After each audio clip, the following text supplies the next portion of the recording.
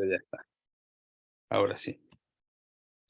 Perfecto. Como lo vimos la clase pasada, bueno, empezamos con las primeras aproximaciones al concepto de Dios y la construcción epistemológica de este concepto que nos va a permitir en realidad tener desde la perspectiva del monoteísmo una idea más clara de lo que es Dios para poder entonces sí comenzar con la aprobación, con la comprobación de su existencia.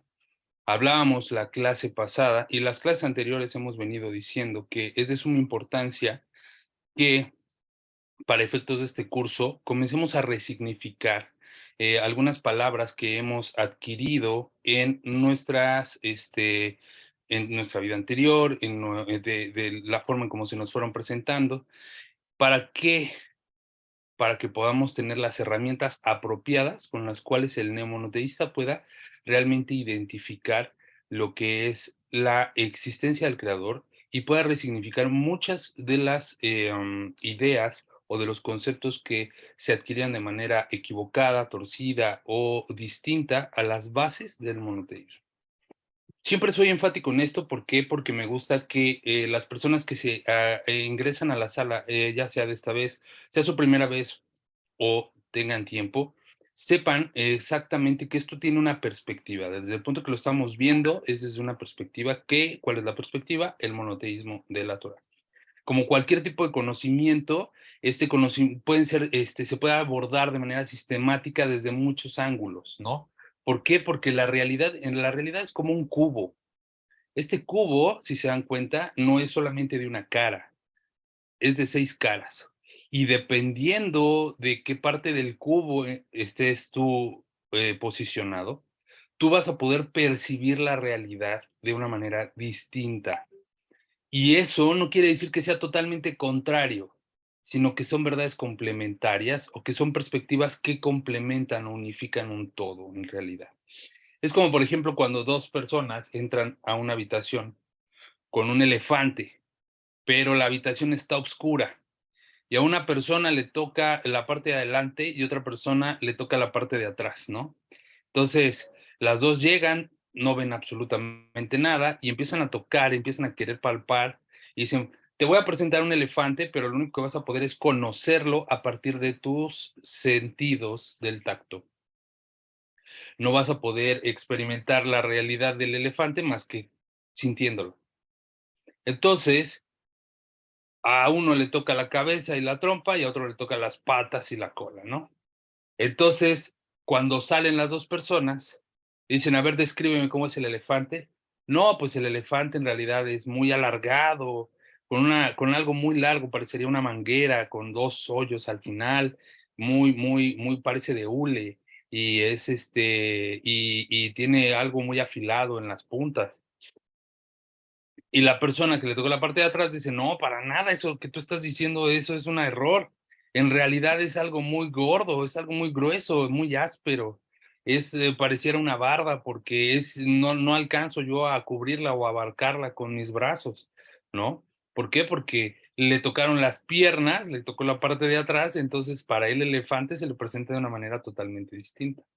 De la misma manera es la realidad y es la verdad. Se nos presenta de formas distintas y por lo tanto, cada método de estudio, cada sistema que utilizamos nosotros para poder aproximarnos a una verdad, no es sino una parcialidad de esta verdad. Y no quiere decir que otros sistemas estén equivocados o que estemos causando algún tipo de mal conocimiento, sino que están aproximándose de una manera distinta. Y esto es lo que quiero que quede claro a partir que nos acompañe, que quede claro y que nos acompañe durante todo este curso. ¿Por qué? Porque nos va de esta forma a ayudar a poder centrarnos en desde qué punto de vista estoy aprendiendo yo esto y no cerrarme a la posibilidad también de poder comprender, de ver los demás puntos de vista para poder comprender el concepto de unicidad del creador. Que esto es algo que van en su medida, en su tiempo, van a poder interiorizar. Cuando comprendamos exactamente cómo se lleva a la práctica esta frase de en la pluralidad se encuentra la unicidad. Ahí vamos a encontrar el sentido de esta oración de la pluralidad. En la pluralidad se encuentra la unicidad. Hoy vamos a continuar aproximándonos al conocimiento con el principio número 1 sobre la existencia de Dios. Y aparte de todo, estamos a punto de entrar a una pregunta que es la pregunta de los 64,000, ¿no? Es la pregunta que ha conflictuado la existencia de la humanidad y que hoy, de manera muy ambiciosa, tratamos de darle una respuesta, no de una manera, no solo de una manera de fe o creyente, sino estamos sustentando por medio de un sistema la respuesta para poder obtener la respuesta a la pregunta, ¿Dios existe? ¿Realmente existe Dios? ¿O es un concepto lírico, filosófico del ser humano? Es una construcción social del ser humano, es un imaginario colectivo o de verdad existe este ser creador y conductor del mundo. Recordemos que estamos basando nuestro curso en los libros de el Sefer Hamadá, el libro del conocimiento de Maimónides, y también hemos traído literaturas adicionales como la Guía de los Perplejos, también de Maimónides, de Rambam, y también hemos traído otros textos que no son monoteístas como el que vimos la clase pasada de Saber, Creer y Conocer de Luis Villoro. Y la clase pasada, justamente, el objetivo de nuestra clase era poder hacer primero una distinción. Comprendimos ¿qué comprendimos? Que primero el hombre tiene un intelecto, que a diferencia de las demás creaciones del mundo, el hombre posee algo llamado intelecto. Y este intelecto no puede estar creado nada más o no puede pertenecer al hombre solamente por simple casualidad, porque comprendemos que el mundo no se forma de casualidades, sino de causalidades. Y por lo tanto, el que el hombre tenga un intelecto que tiene la capacidad de expandirse por medio del conocimiento de su mundo, debe de tener un fin o un objetivo. Concluimos después de ciertos razonamientos que el objetivo final del intelecto del hombre es la proximidad con el creador, es decir, entendiendo creador como aquella realidad que nos abarca, que nos cubre y que se expresa a través de la existencia de todo lo físico, a través de todo lo existente, y que en la medida en que nosotros vamos conociendo el funcionamiento de todo lo existente, vamos conociendo su esencia, su sustancia, y de esa manera nos estamos aproximando más al conocimiento de este llamado Dios. Sin embargo, nos dimos cuenta que tenemos un problema epistemológico, que era el que para poder conocer a Dios, primero hay que distinguir entre los conceptos que era que creer, saber y conocer. Empezamos a traer una distinción entre estos tres conceptos, que es creer, saber y conocer, ya que de manera indistinta en conversaciones casuales los utilizamos para referirnos a lo mismo, pero desde una perspectiva científica, para un método, más no científica, sino más bien filosófica, para un método de estudio, debemos de saber que estos son diferentes grados de conocimiento. Y aterrizamos en que el creer es aquello que se refiere a qué, aquellas experiencias o aquellos conocimientos concebidos de manera previa sin necesariamente una experiencia, es decir, que son heredados por tradición, por construcciones sociales o por creencias ideológicas de la comunidad en la que me encuentro. ¿Eso qué quiere decir? Que no han sido comprobados de manera lógica, racional o por algún tipo de sistema de investigación, sino simplemente se dan por ciertos por la tradición oral, que es transmitida de generación en generación dependiendo el lugar en el que yo me encuentre. Eso es el creer. Después vimos que el saber se puede encontrar en un nivel un poco más elevado al creer, y este saber nos lleva a un saber empírico. Existen dos tipos de saber, que es el empírico que es el que se forma a través de la experiencia, de la experimentación, y traíamos como ejemplo aquel saber que nos es bastante normal, que es que si yo pongo la mano sobre el fuego, evidentemente me voy a quemar, ¿no? Lo experimento de manera empírica y entonces ya es un conocimiento y es un saber que lo pude comprobar, ¿no? Ese es el conocimiento empírico que es a través de la experimentación. Va subiendo de nivel porque ya requiere de un mayor esfuerzo del hombre utilizando este intelecto para poder comprender su realidad. Y no solo comprender su realidad, sino también cómo interactúa esta realidad con él. Y dependiendo de cómo esta realidad se interactúe con él, es como él va a concebir este conocimiento. Por ejemplo, hay personas que pueden decir, no solo el fuego quema, también el hielo. Y aquellas que se encuentran en la playa van a decir, ¿cómo es posible eso? O sea, yo nunca he visto que el hielo me queme, sino que me refresca, me derrite, ¿no? Pero para aquellas personas que viven en los cascos polares y que han estado en constante contacto con las bajas temperaturas, dirán, no, también el frío extremo quema. Entonces, no solamente hay una realidad, es un ejemplo de lo que digo, sino que puede existir muchas realidades dependiendo de la forma en cómo el fenómeno se le presente al individuo y experimente esta realidad. Por lo tanto, por lo tanto, es que el conocimiento empírico es el siguiente nivel.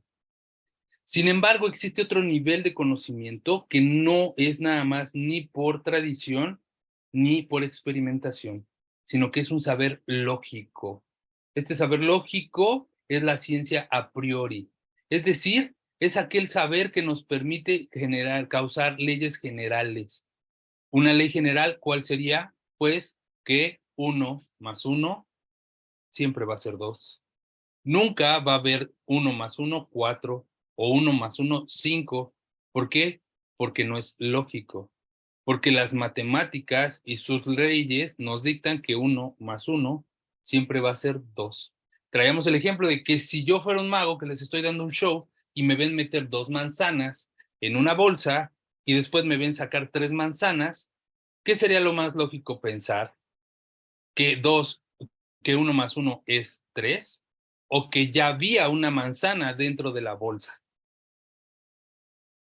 Regularmente pensaremos que es eso, ya existía una manzana dentro de la bolsa y que por eso puedo sacar 3 manzanas, porque de ninguna forma 1 más 1 es 2.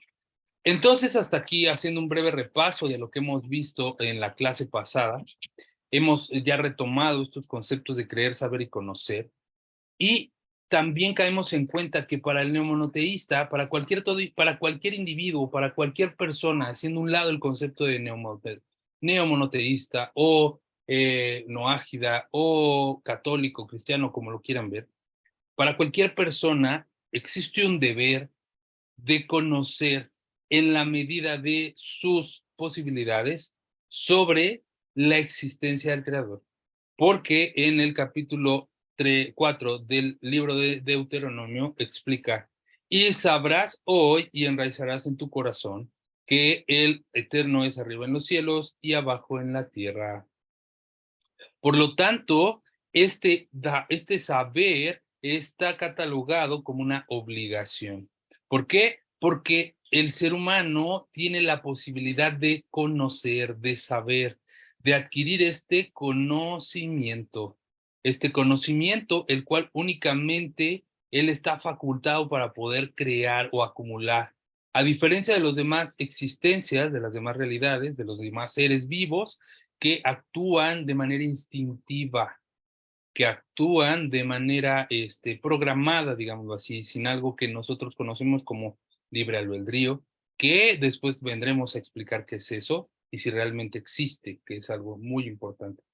Pero de primera instancia, esta facultad del hombre de intelectualizar su realidad le da la oportunidad de conocer sobre la existencia primaria, la causa de todas las causas, que es el objetivo de este principio número 1, que dice: yo tengo la convicción certera de que el Creador crea y guía a todas las criaturas y que Él hizo y hace y hará todas las cosas. Por lo tanto, para poder creer en esto, primero tenemos que comprobar la existencia del Creador. Y para ello vamos a avanzar, después de esta breve remembranza, después de esta breve introducción, vamos a avanzar sobre la clase entonces y vamos a entrar sobre lo que vamos a abordar el día de hoy, que es traer comprobaciones lógicas sobre la existencia del Creador. Pero para ello, primero hay que comprobar, primero hay que comprender, perdón, qué es la lógica y la razón, las cuales también utilizamos a veces de manera indiscriminada para aplicarlo a ciertas expresiones que no necesariamente reflejan su esencia. Hemos dicho, desde que comenzamos el curso, que vamos a ver este curso desde la racionalidad. ¿Por qué? Porque el autor del cual estamos basando el estudio, que es Rabbi Moshe ben Maimónides, es el racionalista por excelencia del pueblo judío y el pensador racionalista del mundo occidental. ¿De acuerdo? Que no solamente hizo contribuciones en el mundo del judaísmo, sino que también impactó la filosofía occidental con su pensamiento lógico racional. Por lo tanto, es importante saber qué es este pensamiento, cuál es su método y cómo es que se llega a esto. Para ello, vamos a traer un primo hermano, por decirlo de alguna manera, de, de Maimónides, quien también es judío y que también contribuyó a la humanidad con respecto a la episteme, al conocimiento de el significado de la palabra Dios, quien es Baruch Spinoza. ¿Ustedes han escuchado hablar de Baruch Spinoza? ¿No? Perfecto. Baruch Spinoza también fue un judío, nacido en Ámsterdam en 1632, perdón, filósofo con un gran desarrollo en su pensamiento durante el siglo XVII, quien lamentablemente murió por tuberculosis en 1677. Hijos de padres judíos que vivían en la comunidad portuguesa, ubicada en las costas de Ámsterdam, quien eventualmente por sus pensamientos controversiales que estuvieron fuera de las cánones del judaísmo fue expulsado de su comunidad. Sin embargo, mucho del pensamiento de Baruch Spinoza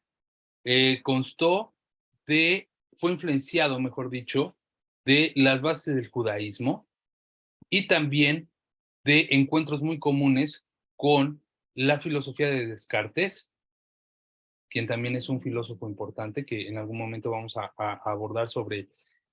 Yo creo que la clase pasada hablamos sobre justamente el pienso y luego existo.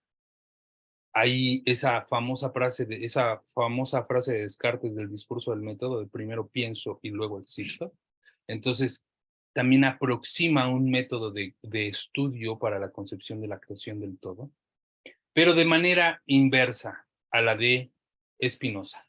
Porque Spinoza parte de lo general a lo particular, mientras que Descartes, con su pienso y luego existo, parte de la esencia, que es el pensamiento, de la unidad, para después ir a lo general, para poder después entrar a lo más, al concepto del todo. Sin embargo, Baruch Spinoza fue expulsado de su comunidad judía por tres, digamos, creencias básicas que tenía él, pero que me parece que fueron incomprensiones, esto es mi opinión, fueron incomprensiones sobre su manera de abordar la definición de Dios por parte de la comunidad judía de su época. Rechazó la ley de Moshe, afirmó que las almas mueren junto con los cuerpos y también afirmó que no hay Dios sino un concepto filosófico de Dios. Vuelvo a decirlo, solamente estas son aproximaciones desde una manera de verlas sin profundizar su estudio y sin tomar en cuenta sus orígenes judaicos que también permean de manera importante todo su desarrollo filosófico. Sus principales influencias de Baruch fueron evidentemente el método racionalista, Él es un racionalista por excelencia. Y el racionalismo utiliza el método deductivo que busca la verdad necesaria. ¿Qué es el método deductivo? Es, en simples palabras, partir de lo general a lo particular. Es decir, que busca de partir de axiomas generales que han sido leyes comprobadas de manera lógica, para después irlas deduciendo en aspectos más concretos, en ideas más específicas. El punto de partida del racionalismo es el axioma, es decir, una verdad evidente. Eso quiere decir axioma, una verdad evidente.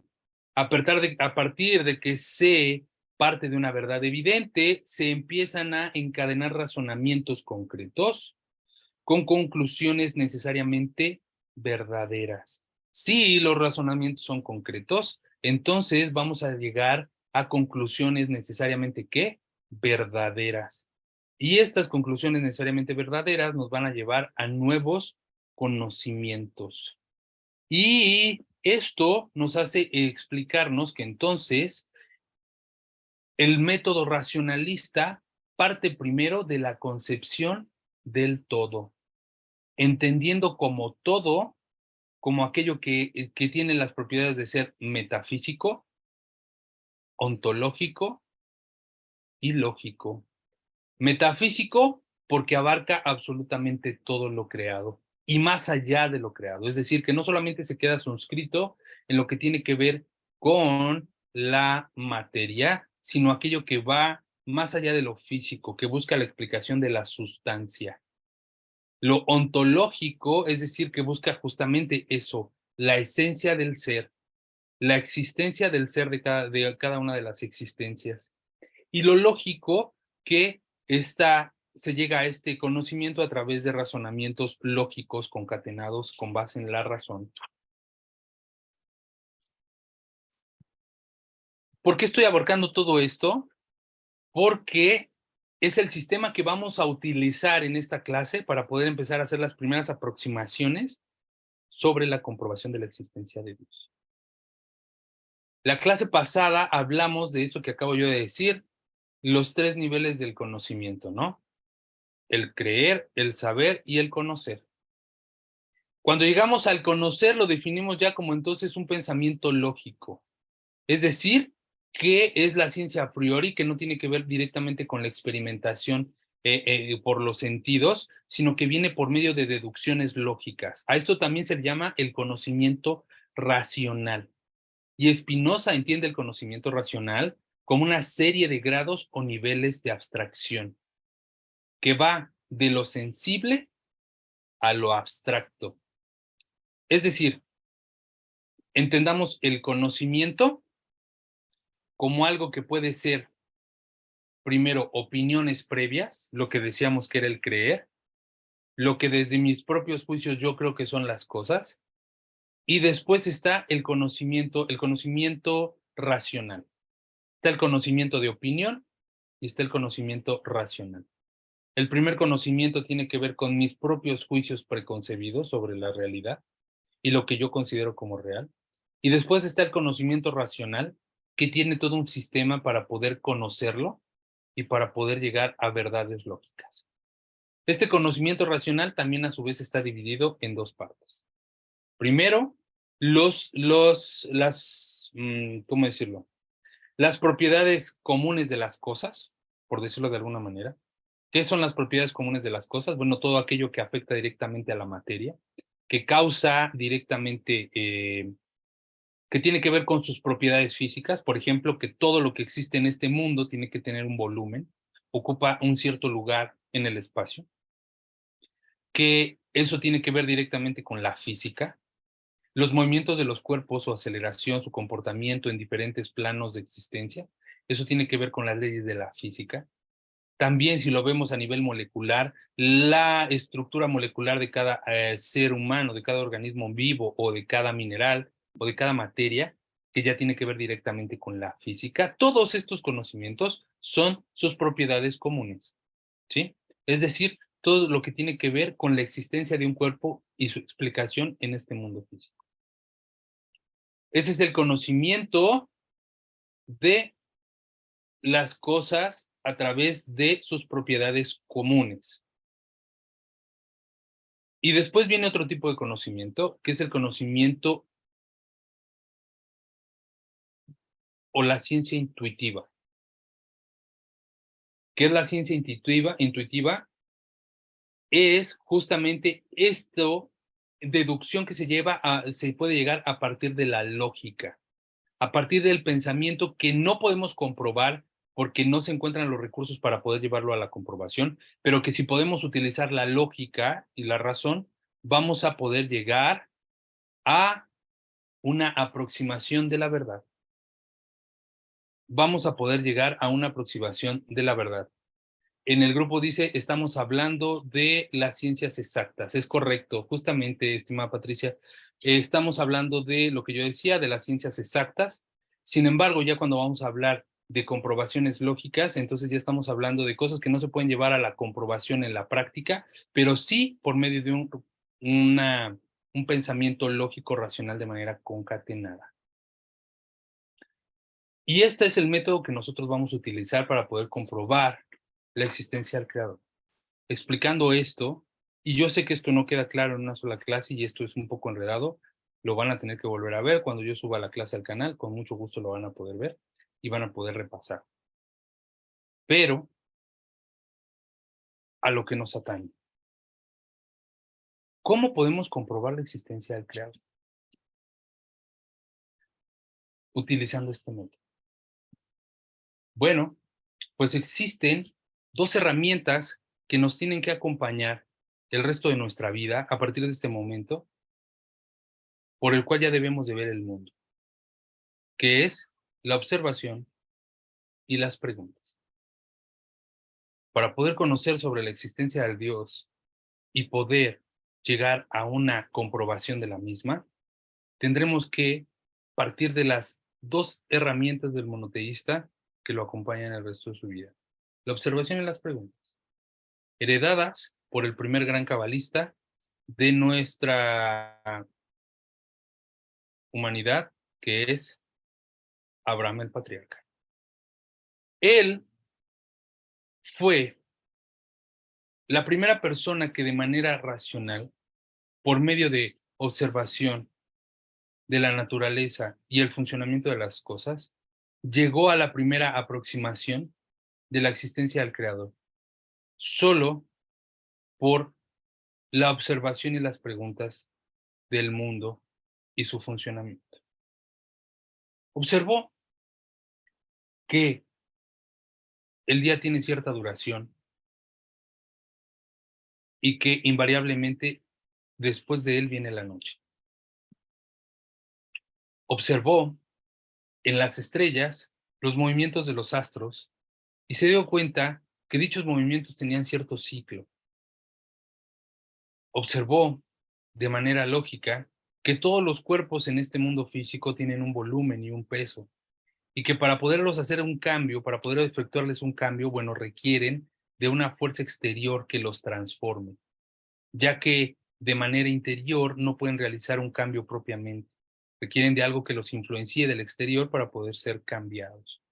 Así una piedra para poder ser arrojada, así un tronco para poder convertirse en una mesa, así una verdura necesita ser guisada para poderse convertir en un platillo. Todo requiere de una fuerza ajena para poder generar un movimiento. Pero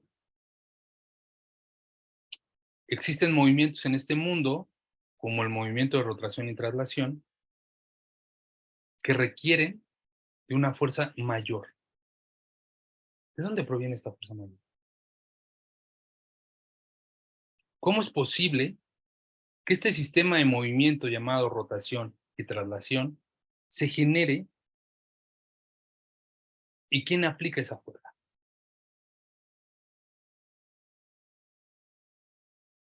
Debe ser una fuerza evidentemente externa al volumen del mundo, al cuerpo que le llamamos planeta, que empuje este movimiento para poder dar el día y la noche. Y que no solamente es una fuerza superior a la humana, sino que es una fuerza que al parecer no tiene fin, porque todos los días amanece y todos los días anochece. ¿Cuál es la causa de ese movimiento? ¿Cuál podrá ser? Se preguntaba Abraham. Y todavía más allá, ¿cuál es la causa de la existencia de este mundo cual lo concebimos? ¿Quién lo ha creado? ¿Cómo es que existe? ¿Y cómo es que ha sido configurado de esta manera? ¿Cómo es que realmente existe Dios? ¿Existe Dios? ¿Realmente existe? Vamos a traerlo a comprobación observando a la Tierra y su funcionamiento. Este mundo está bien abastecido de recursos naturales necesarios para la existencia de la vida como la conocemos. Es decir, que en la misma proporción que se requieren de ciertos insumos, en esa misma proporción se encuentran disponibles en la naturaleza. Por ejemplo, observemos que el planeta Tierra, de manera general, en su corteza terrestre, está constituido de dos grandes cuerpos: masas continentales y cuerpos acuáticos. En otras palabras, hay tierra y hay agua. Pero el día de hoy, nosotros conocemos que existe más agua que tierra. El 70% de la superficie de nuestro planeta es agua. El otro 30% es superficie terrestre. Son cuerpos continentales, los cuales llamamos continentes, que se subdividen en regiones, en países, en municipios, en colonias, en barrios, en casas, en habitaciones. Pero predominantemente existe más agua que tierra. Y no obstante de eso, existe un elemento en el mundo que existe con mayor abundancia que el agua. ¿Cuál es este elemento? ¿Quién me puede decir? Quien quiera, no sean tímidos. No es examen, todavía. Aire, ¿Perdón? aire, Correcto, muy bien, Lisette. Muy bien, el aire. Existe en mayor abundancia el oxígeno que el agua. Y existe en mayor abundancia el agua que la tierra. Y de la tierra es de donde nosotros obtenemos todos los alimentos que requerimos para poder vivir. Esto es en cuanto a la constitución del planeta Tierra. Ahora veamos otro microcosmos, que es el ser humano. Si nos damos cuenta, el ser humano requiere de tres cosas para poder vivir en este planeta. ¿Cuáles son estas tres cosas? Primero, requiere de comer. Pero un ser humano puede llegar a no comer absolutamente nada en 40 días sin morir. Pero no va a poder vivir más de 12 días sin tomar agua.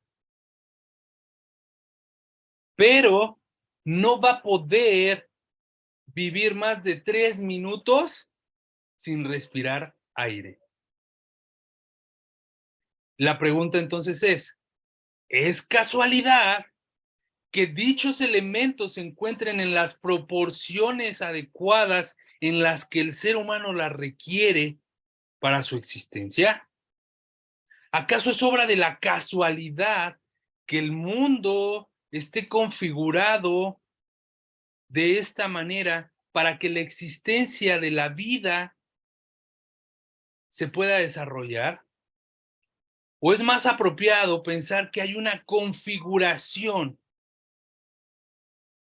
totalmente sistematizada, que supervisa que todos estos aspectos de la existencia sean cubiertos de manera apropiada para el sostenimiento y desarrollo de la misma existencia. Es casualidad que exista este orden dentro de cualquier tipo de ecosistema que encuentre su equilibrio, y que si este equilibrio se rompiera, la misma preservación de la vida no podría ser posible. Muchas de las personas dicen, Dios no existe, todo esto es obra de la naturaleza. Ok, perfecto. Todo esto es causa de la naturaleza. ¿Y quién configura la naturaleza? ¿Es obra de la casualidad que la naturaleza y sus leyes se configuren de esta forma? Porque llevemos esto a algo más inmediato. Observemos nosotros una empresa. Una empresa es todo un mecanismo de trabajo armonioso y coordinado para poder cumplir con un objetivo. ¿Cuál es este objetivo? La acumulación de riqueza. Llámese como se llame, tradúzase riqueza como la quieran traducir. Bienes económicos, acciones en la bolsa, bienes materiales, como ustedes lo quieren mencionar. El fin último de una unidad productiva llamada empresa es la generación de riqueza. Por lo menos así lo dice Karl Marx en el Capitalismo. Entonces, para que una empresa pueda cumplir este objetivo, requiere de una estructuración y una coordinación para que todos puedan llegar a ese objetivo. ¿Cómo que? Pensemos en una empresa que se dedica a hacer palillos, montadientes, ¿no? Bueno, debe de haber una área de compras que se encargue de comprar la materia prima para poder hacerla llegar a la fábrica. Debe de haber un sistema de logística que transporte dicha materia prima a la fábrica para poder procesarla. Una vez la materia prima en la fábrica, bueno, deberá de haber maquinaria debidamente ordenada para poder reducir y transformar esa materia prima en nuestro producto final. Y como quiero hacer una empresa que sea muy productiva, bueno, pues tengo que darle una cierta cantidad de producción diaria para que sea rentable. Y para ello requiero de operadores de máquinas, requiero de personal que esté debidamente ordenado y capacitado para poder cumplir con este objetivo. Pero para que yo pueda tener este personal, necesito contratarlo y necesito contratar a gente que sea capaz. Por lo tanto, requiero de otros dos departamentos, que es, pues, recursos humanos y el departamento de capacitación de personal, ¿no? Que trabajen de manera adecuada con base a los fines de la producción. Pero también requiero de personal que supervise que el personal operativo esté llevando a cabo sus funciones adecuadas. Por lo tanto, requiero de un personal especializado. Y después, bueno, pues ya los tengo hechos, los tengo que vender, ¿no? Entonces también requiero de otro departamento, que es el departamento de ventas, para poder colocar mi producto final a mis compradores. Pero pues también necesito ya saber si realmente voy ganando o perdiendo, por lo cual, ¿qué requiero ahora? Un departamento de contabilidad que me lleve mis ingresos y mis egresos, que me diga si estoy vendiendo más de lo que estoy gastando y que si verdaderamente estoy llegando al objetivo de la riqueza. Como nos hemos dado cuenta, una empresa es un organismo muy complejo que requiere de una organización sistemática para poder crear este objetivo que es la acumulación de riqueza. Y en realidad no es una obra de la casualidad que una empresa sea exitosa si no es obra de la coordinación, la logística, la diligencia, la dedicación, el esfuerzo, el trabajo en equipo, la coordinación de un grupo de personas asignados a diferentes departamentos que tienen el mismo objetivo, crear una riqueza. Es bastante lógico pensar que sin este tipo de organización, pues no se podría cumplir el objetivo. No necesitamos llevar a cabo nosotros una empresa y hacerlo de la manera equivocada para darnos cuenta que se requiere de esta organización. Simplemente con la pura lógica podemos llegar a esta conclusión. Entonces, utilizando este mismo método, es lógico pensar que el mundo fue creado de manera casual, con las proporciones de suministros necesarias para la existencia de la vida, solo por obra de la casualidad. ¿O es más lógico pensar que existe un ordenador, un configurador de sistemas que organiza toda la existencia de una manera equilibrada para poder sostener la vida misma? Y que si ese orden se rompiera, no permitiría la existencia de la misma. De aquí encontramos una primera aproximación a conocer que debe de existir un ordenador que ordena la existencia, que está más allá del control del ser humano. Porque en realidad el ser humano no tiene la capacidad para poder controlar el clima. Podrá crear ciertas nubes, podrá crear, ir y sembrar nubes para poder causar lluvia, pero no puede causar la primavera o no puede causar el verano. Puede causar el otoño o no puede causar el invierno. No puede trastornar los ciclos naturales para sus propios fines. Por lo tanto, no tiene control sobre ellos y él tampoco los dictaminó, sino que está sujeto a dichas leyes, los cuales lo cobijan, lo envuelven y con las que tiene que interactuar todos los días. Otro hecho más sencillo es simplemente observar.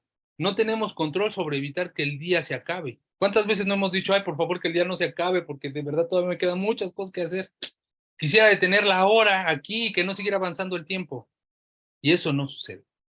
Por más que nosotros queramos, el día concluye sin ningún tipo de objeción. Sí, Lisette.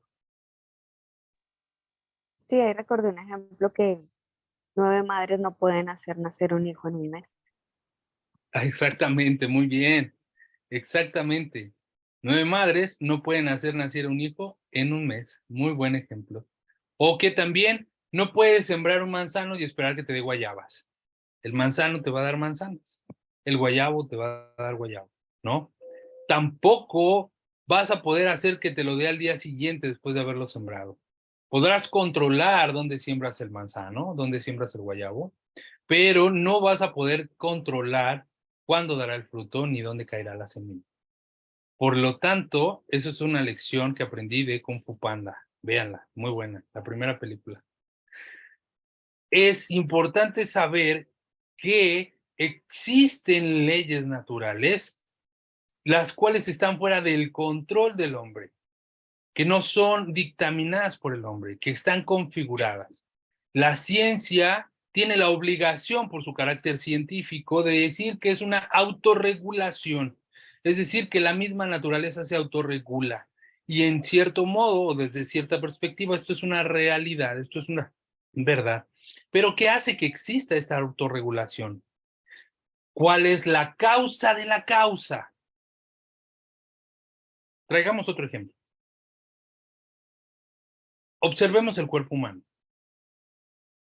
Y observemos que el cuerpo humano está configurado de sistemas que integran toda nuestra composición. ¿Cuáles son estos sistemas? Todos los vimos en la secundaria, en la primaria. El sistema óseo, el sistema cardiovascular, el sistema muscular y el sistema nervioso. ¿Sí?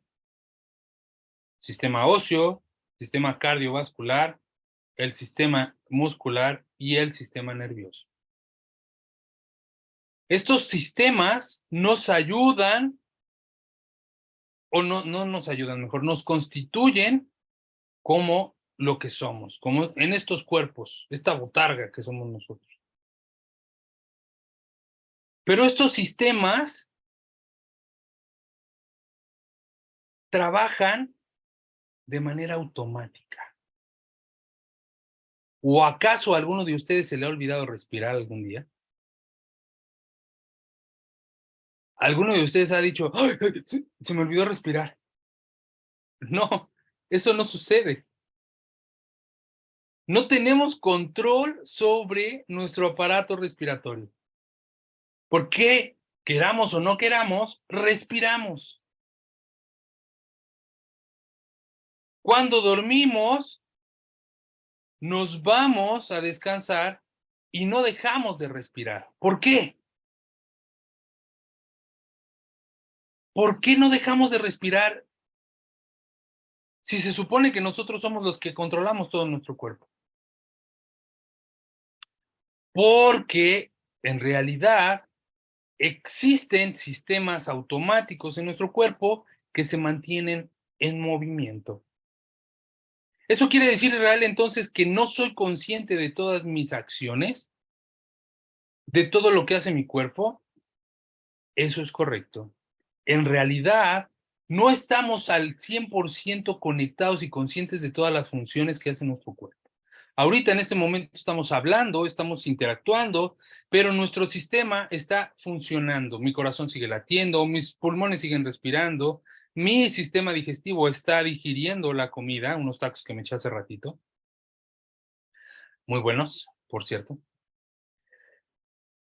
Y eso es algo que yo no controlo. Entonces, ¿quién lo controla?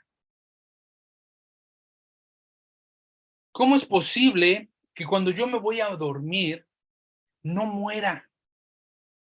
Porque se me olvida respirar. ¿Cómo es posible que mi corazón no deje de latir? Porque se me olvida que tiene que latir el corazón. ¿Qué es lo que causa este movimiento permanente en el cuerpo? Todavía más. Si yo salgo a correr, después de 25 minutos, me voy a sentir agotado y mis músculos se van a sentir desgastados y voy a requerir de un descanso para recobrar energías porque le he causado un desgastamiento a mi cuerpo. En mi caso serían solo 5 porque no tengo muy buena condición física, pero habrá quienes hasta 2 horas puedan aguantar, ¿no? Pero el cuerpo requiere de un descanso. El músculo requiere de un descanso para poder recobrar energía. Pero ¿qué pasa con el corazón? El corazón es un músculo, ¿cierto o falso? Y nunca deja de latir. ¿Por qué el corazón no se cansa? Que alguien me explique por qué el corazón no se cansa y late desde el momento en que se forma. Todavía no nacemos en este mundo, estamos dentro del vientre de nuestra madre y nuestro corazón ya está latiendo. Y no deja de latir sino hasta el día que nos lleve el payaso, nos lleve la calaca, nos cargue el viejito del costal, hasta el día de nuestra muerte. ¿Cómo es posible que el corazón no deje de latir? Y todavía más importante, ¿qué tipo de energía es la que tiene el corazón que aparentemente es una energía eterna? Una de las leyes de la física es que la energía no se crea ni se destruye, solo que se transforma. Por lo tanto, no es que yo esté creando mi energía, sino que esta energía que hace latir mi corazón proviene de algún lado, que la transforma en un movimiento mecánico, en un movimiento de palpitaciones, lo cual deriva en un ritmo cardíaco, circula sangre en mi cuerpo, oxígeno en mi cerebro, que me hace estar consciente, que me hace poder pensar, que me hace poder funcionar y que activa todo mi organismo. Pero ¿de dónde proviene esa fuerza? ¿De dónde proviene esa esencia? ¿Quién la controla? ¿Quién la suministra? ¿Es lógico pensar que es obra de la casualidad? ¿O es más lógico pensar que existe una fuerza más allá de la física Es decir, más allá de este cuerpo físico, de la cual proviene esta fuerza que me mantiene con vida.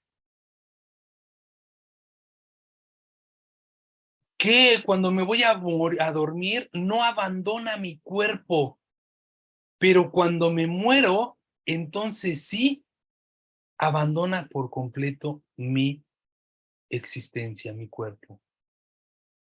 ¿Qué es lo que le permite que no se salga?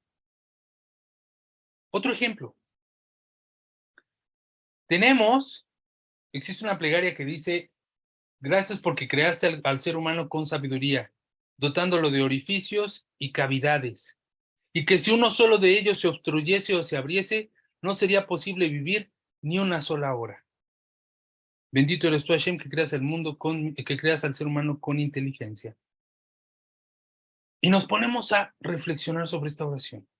Orificios, orificios, cavidades, cavidades. Tenemos la idea de que en nuestros pulmones hay aire, ¿correcto? Inhalamos, exhalamos, llenamos nuestros pulmones de oxígeno y exhalamos. Yo les pregunto, si tú llenas un globo con aire y después no lo amarras, lo cierras, ¿el aire se queda dentro? No, se sale, ¿no? Se escapa y se desinfla el globo. ¿Por qué no se sale el aire de nuestros pulmones? Sí, tenemos dos fosas nasales que están abiertas todo el tiempo. Y tenemos otros orificios por los cuales también podría escaparse.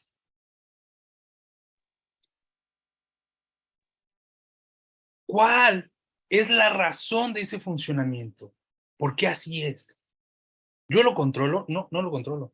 Porque no estoy todo el tiempo pensando, palpita corazón, palpita corazón, palpita corazón. Hay veces que uno dice, ya no quiero que palpites, ya no la quiero mirar, ya no la quiero ver, por favor no me hagas enamorarme más de ella. Pero esa es cuestión de emociones y sentimientos. Que aunque tú quieras que ya no lata tu corazón, va a seguir latiendo. Y aunque quieras que no la mires, la vas a seguir mirando y te vas a seguir enamorando. Pero la propia existencia nos lleva a hacernos estos cuestionamientos. Es lógico entonces pensar que todos estos funcionamientos son obra de la casualidad o que han sido configurados de una manera precisa para la existencia del ser humano y para la existencia y sostenibilidad de toda la existencia, de todos los organismos vivos. Somos seres creados a base de carbono. Somos seres creados a base de carbono. Nuestra esencia se encuentra en el CO2, en el carbono. Y este mundo está configurado de la siguiente manera. Las plantas absorben el CO2 del ambiente para poder crear ¿qué? Oxígeno. Ese oxígeno es el que nosotros inhalamos y nos permite respirar. Es un gas necesario para la existencia del hombre. Y curiosamente, el ser humano lo que expide es CO2. O sea, que aquello que las plantas requieren para poder transformar en oxígeno es algo que nosotros producimos. Por lo tanto, existe una real conexión entre todos los seres vegetales y todos los seres animales. El mundo fue creado en 6 días, dice la Torá. Y cada uno de los reinos que habita, que existe en este mundo, están dentro de otro reino. ¿Qué quiere decir esto? Que primero fueron creados los minerales. Y dentro del ser humano está el reino mineral. ¿Por qué? Porque necesitamos de vitaminas y qué? Y minerales necesarios para nuestra salud. Está el reino vegetal también, porque requerimos de las vitaminas de los vegetales para poder gozar de una buena salud. Está el reino animal, porque también requerimos de proteínas que se obtienen de la carne para poder estar en nutrición. Entonces el reino vegetal, el reino mineral y el reino animal se encuentran dentro de la última creación. ¿Cuál es la última creación? El ser humano, el hombre, que es el reino del hablante, que se encuentra por encima de todos los reinos y que nos dan esta propiedad de expresión, de podernos comunicar. Entonces, desde este pensamiento, desde este conocimiento racional, hacemos el axioma de decir que existe una sustancia preexistente, creadora y conductora de todo. Esta sustancia es esa esencia que envuelve la existencia misma y cuya naturaleza no puede concebirse sino como existente. Es decir, que la substancia es aquello que en sí mismo es concebida por sí misma, que no requiere que la conciba alguien más, que no depende de la existencia de otra existencia para poder existir.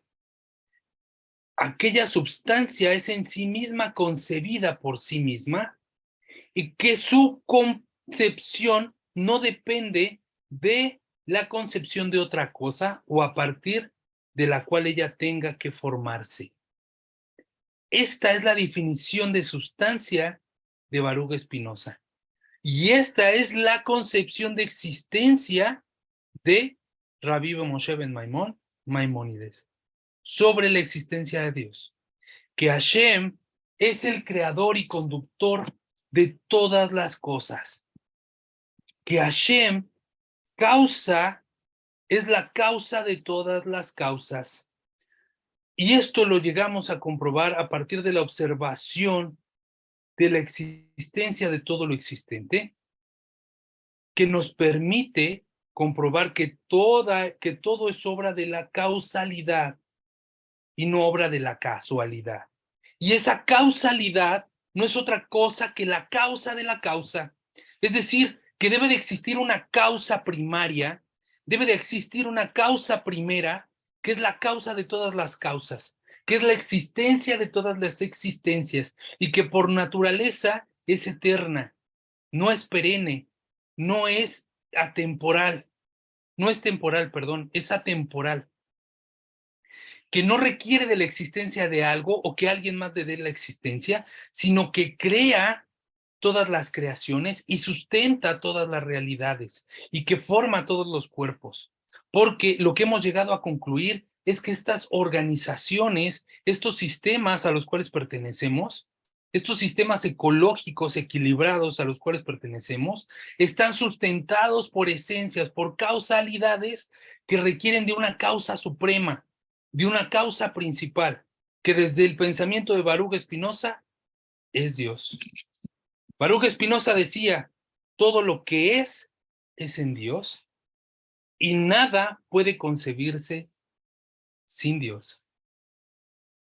Todo lo que es en Dios y absolutamente nada puede concebirse sin Dios.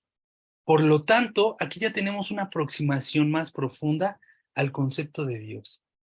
Dios no es el de la barbita, el que nos ponen en los cuadritos, ay, qué bonito, barbita, con la sotana, muy, muy griego él, ¿no? Con su túnica, barba larga, canoso, está sentado en los cielos. No, Dios es la causa de la causa. Dios es la sustentación de todas las creaciones, es la sustancia primaria, es la esencia, es la formación de todas las existencias y lo que permea todas las realidades. Por lo tanto, el proceso para poder encontrar la creación se encuentra en la ordenación por una inteligencia que sabe qué medio y qué cantidades se requieren para las cosas. Es decir, que esta inteligencia es la sustancia ordenadora que conoce las proporciones adecuadas. Por lo tanto, no solamente es una sustancia no inteligente, sino que es inteligente y creadora. Interactúa, sostiene, ordena, es como un programador. Cuando tienes la computadora, tienes todo el teclado, el monitor, el CPU, y tú dices, esto es mi computadora. En realidad, la computadora es la programación que existe, que te va a permitir hacer muchas funciones. Por eso, ¿de qué otra forma se les dice a las computadoras? Ordenadores. El ordenador. ¿Por qué? Porque es un sistema operativo ordenado, que tiene el objetivo de cumplir una tarea. Y esa tarea es la existencia de sí mismo y el sostenimiento y la continuidad de la existencia para la humanidad, para la creación, para todo lo que existe. El cuerpo humano es otra muestra de la organización y el funcionamiento de nuestro sistema complejo, como lo acabamos de ver. Este ordenamiento, todo es obra de la causalidad de la obra inteligente que ordena toda la creación. Por lo tanto, nuestra primera concepción del Creador es entenderlo como un ordenador, un ordenador de todas las cosas, que va a permitir la existencia del mundo a través de su ordenamiento. Por eso es que el Creador es ordenador, porque es la causa inicial de todos los procesos y de todas las configuraciones que permiten la existencia en este mundo.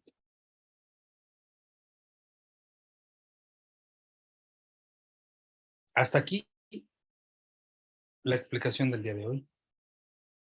Hasta aquí este sistema que es Dios y que nos ayuda a comprender más esta expresión que les dije yo la clase pasada sobre no alcanza con decir creo en un solo Dios, porque en realidad no tenemos claro exactamente qué es Dios. Hasta aquí voy a dejar la exposición del día de hoy. Voy a dejar abiertos los micrófonos por si alguien quiere hacer alguna pregunta, consulta o comentario para poder atenderlos. Quien sea.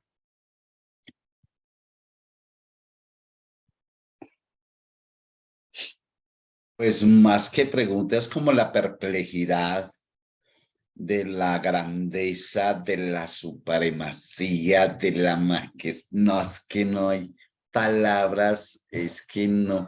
Que lo más maravilloso es que comprende uno como a fondo lo que realmente es monoteísta, él en toda su expresión, no, es que inescrutable totalmente, pero es fascinante el sostén del sostén que él es, que él da, que él provee, que no, eso no tiene tacha de duda, pues definitivamente es asombroso, es maravilloso, la verdad, es tenaz. Es maravilloso, me encanta eso, la definición y que estos dos personajes tan, pues, Maimónides y que uno dice, pero es que en ese tiempo, ¿cómo pueden llegar a semejante conclusión? Y ahora este otro señor que vimos hoy y tal cosa, que puede, pues, en esa concordancia, en ese aspecto, y todo eso me parece fascinante, me parece estupendo, la verdad que sí. Hay más que preguntas, yo creo, pues, para mí no queda preguntas, sino es que yo quiero más. Perfecto, estimado José. ¿Sabe cómo podían llegar a esas conclusiones? Es que no había TikTok. no había exacto. Facebook, no había Instagram, que nos quitan tanto tiempo, que Sí, nos sí, distraen de sí. tantas realidades. Antes, imagínense que solamente era la contemplación de la realidad, o sea, pues no había otro recreo que leer un libro, no había otro que hacer que realmente el ejercitar el espíritu a través del conocimiento, ¿no? Creo que es algo importante y que también nosotros lo tenemos, eso es una naturaleza y es una necesidad humana, el poder enriquecer el espíritu, pero desgraciadamente lo distraemos con paliativos, con placeres inmediatos como pues cosas que nos que generan placer, la comida, la bebida, la riqueza y el afán del día a día, lo cual nos aleja del verdadero propósito de nuestra existencia, que El es uso de todos esos elementos destructivos y entretenedores que llevan al hombre a perderse definitivamente. correcto, es Tenaz correcto. eso. Muchas gracias, Ah, estimado José. perfecto. ¿Alguien más Bueno. que quiera comentar algo? Bueno, yo buenas tardes a todos. Solamente para reafirmar el conocimiento que usted nos acaba de brindar, puedo comprender que vamos a estar estudiando el método de razonamiento o método deductivo y que tiene que ver también con el estudio de las leyes exactas, algo que no cambia. Como decía, 1 más 1 son 2, o sea, son cosas o hechos comprobables y que no cambian. Hay las otras ciencias que son sociales, que van con las emociones y no hay nada de exactitud. Y también que tenemos que aprender mucho acerca de observar nuestro entorno, observar lo que vivimos y preguntarnos, ¿no? Porque a través de ello vamos a descubrir muchas cosas como lo hizo Abraham. Y como Correcto. decía el señor, perdón, no veo su Señor nombre, José. Señor José, José. decía algo bien cierto. La televisión o los medios de comunicación son muy buenos, pero nos han robado la mente porque ya no nos dejan pensar, ya no nos dejan ser creativos, nos evitan incluso la comunicación, porque antes nos comunicábamos por medio del teléfono y ahora que podemos hablar el tiempo que queramos por teléfono, ya ni se usa todo por mensaje, o sea, y mal escrito, o sea, hemos crecido en un área, pero hemos retrocedido en otra. Y bueno, me quedo con que Dios es un Dios que ordena y se fundamenta todo desde cómo ordena las cosas de manera exacta, que no choca el sol con la luna, los tiempos, todos con exactitud. Y Él sabe por qué crea o separa el cielo de la tierra, porque hace cada cosa, la hace exacta, porque es lo que requerimos. Y puedo entender que aún ahí se pueden ver las leyes que están bajo el orden de Dios, la ley de la gravedad, ¿no? La ley de que el mar no puede pasarse a cierto extremo. O sea, todo está regido por leyes. Justamente ahí vamos a empezar a causar lógica con varias cosas que encontramos en los pasajes bíblicos que tienen mucho sentido, ¿no? Y que los vemos de manera religiosa y los repetimos de manera canónica, pero que no reflexionamos en el verdadero significado que tiene y que va más allá de solamente un dogma, sino que Dios es más real que nada si lo observamos con esta perspectiva de racionalismo, ¿no? Vuelvo a repetirlo, hay muchas otras maneras de poder comprobar y de poder aproximarnos. Esta es una, porque para los fines de este curso, lo que necesitamos es desvincularnos de las falsas creencias, los métodos mágicos, las soluciones prontas y toparnos con que Dios realmente es más real de lo que yo creía y está conmigo, acompañándome en cada momento y a cada lugar. ¿De acuerdo? Muy bien, estimada Patricia, excelente contribución. Perfecto. Bueno, pues si ya no hay más participaciones, les agradezco yo a todos el que se hayan conectado, de verdad, muchísimas gracias por formar parte de la sala. Como siempre es un placer el poder estar aquí.